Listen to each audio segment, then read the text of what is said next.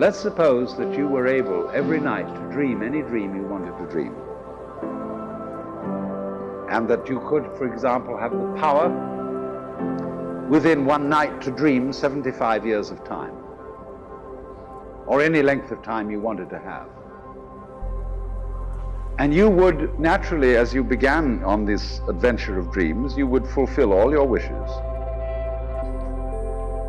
You would have every kind of pleasure you could conceive.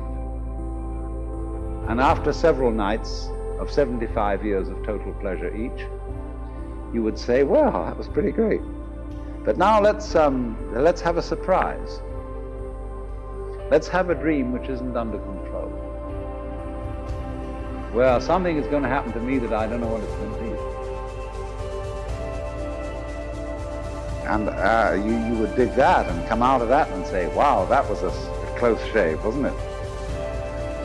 Then you would get more and more adventurous, and you would make further and further out gambles as to what you would dream.